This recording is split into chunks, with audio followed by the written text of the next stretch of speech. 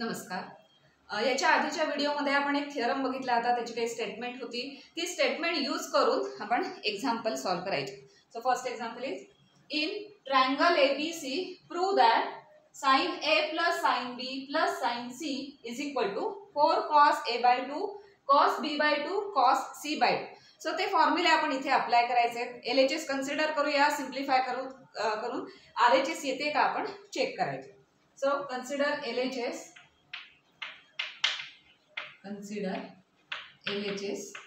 LHS काय आहे, sin A plus sin B plus sin C।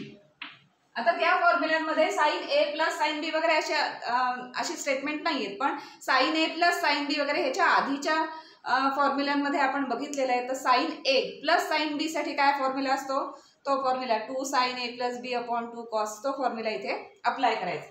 आता इथे एका पेअरसाठी फक्त अप्लाय करायचं आणि sin C साठी तसाच आधीचा कुठला फॉर्म्युला आपल्याला अप्लाय करता येतो का आपण बघणार आहोत। कारण फायनली काय आहे की RHS मध्ये सगळे अँगल आपण ऑब्झर्व केले तर सगळे A/2 B/2 हाफ अँगल आहेत सगळे, आणि इथे LHS मध्ये सगळे ABC असे अँगल आहेत, म्हणजे ते हाफ अँगल होईल अशा टाइपचे फॉर्म्युले कुठेतरी अप्लाय करावे लागणार आहेत। So sin A plus sin B ह्या पेअरसाठी आधी आपण फॉर्म्युला अप्लाय करू। So which is equal to sin A plus sin B means 2 sin A plus B upon 2।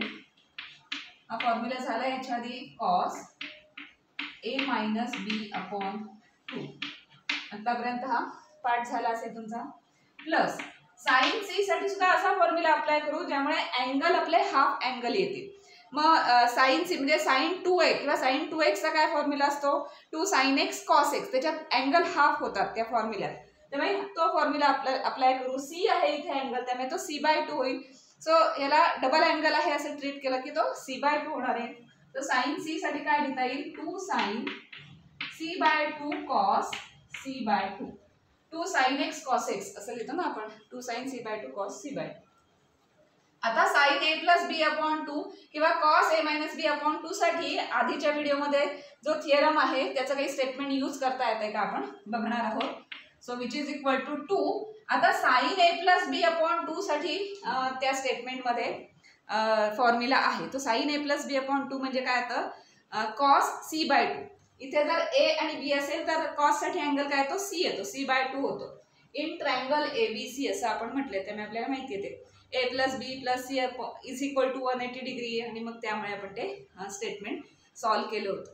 तर ते आपण आता इथे अप्लाय करूया। So sin A plus B upon 2 ला आपण लिहू शकतो cos C/2। सो हे 2 राहिले इथे, ह्याच्यासाठी cos C/2 लिहिलं, हे cos तसंच राहिलं, ह्याच्यासाठी आता तरी काही आपल्याला लिहिता येत नाही। Plus here 2 sin C/2 cos C/2। आता या दोन टर्म मध्ये काही कॉमन येत असेल तर कॉमन घेऊया आपण। So which is equal to 2 common दिसत आहे, त्याच्यानंतर cos C/2 cos C/2 common झालं। अनकॉमन काय टर्म्स राहिल्या, cos A minus B upon 2 plus sin, कारण हा कॉमन गेलाय त्याने फक्त sin C/2। जसं आपण sin A plus B upon 2 ला cos C/2 हा फॉर्म्युला अप्लाय केला, तसाच आपण आता ह्या sin C/2 ला परत तो फॉर्म्युला अप्लाय करू शकतो। कारण sin C/2 चा फॉर्म्युला काय येणार आहे मग, cos A plus B upon 2, तर तो फॉर्म्युला आपण अप्लाय करूया। जसं sin A plus B upon 2 ला cos होतं, तसं cos A plus B upon 2 ला sin होतं, असं त्या फॉर्म्युल्यात आपण बघितलंय। तर ह्या ठिकाणी आपण फॉर्म्युला अप्लाय करूया। तो फॉर्म्युला का अप्लाय करायचा आहे, सारखा RHS चेक करत राहायची। RHS ला सगळ्या कॉस्टच्या टर्म्स आहेत, इथे एक कॉस्टची टर्म ऑलरेडी आलेली आहे, इथे साइनची टर्म राहून तसंही चालणार नाहीये।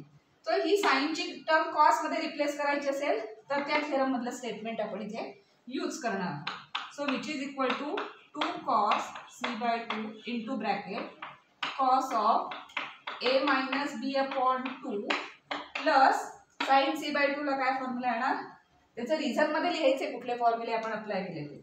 So cos A plus B upon 2 cos A plus B upon 2 is equal to sin C/2।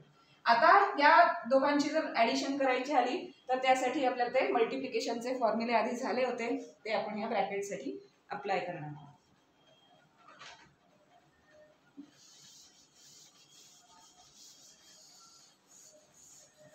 So काय होणार त्याच्या पुढे which is equal to 2 cos c by 2 into bracket. आता इथे सिंगल डिनॉमिनेटर आहे तो सेपरेट करून घेऊया, म्हणजे cos c प्लस डी अशा फॉर्मॅटमध्ये ते दिसायला लागेल. सो cos दोन अँगल कुठले येणार आहेत, a by 2 minus b by 2. So cos a by 2 minus b by 2 plus here cos इथे पण a by 2 plus b by 2, a by 2 plus b by 2. आता हा फॉर्म्युला आठवा, हा फॉर्म्युला झालाय आपल्याला आधी cos c plus d plus cos c minus d अशा फॉर्मॅटमध्ये असेल तर त्यासाठी आपण काय लिहितो 2 cos c cos d हा फॉर्म्युला आहे. तो फॉर्म्युला इथे अप्लाय करू. इथे c म्हणजे काय, हा a बाय 2 आहे आणि d म्हणजे काय तर b बाय 2 आहे. आणि इथे प्लस साइन, एका ठिकाणी प्लस साइन हवं, एका ठिकाणी मायनस साइन हवं, ते सगळं बरोबर मॅच होत आहे, त्यामुळे तो फॉर्म्युला अप्लाय करता येईल. So which is equal to 2 cos c by 2 into bracket 2 cos c means a by 2 cos d means this b by 2. आता ही RHS दिसायला लागली, फक्त रिअरेंज करूया.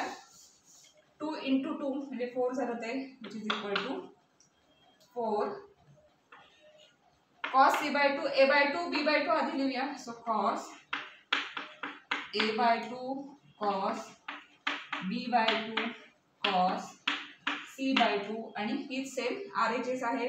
So which is equal to RHS. So LHS is equal to RHS मिळालं, hence this statement is proved.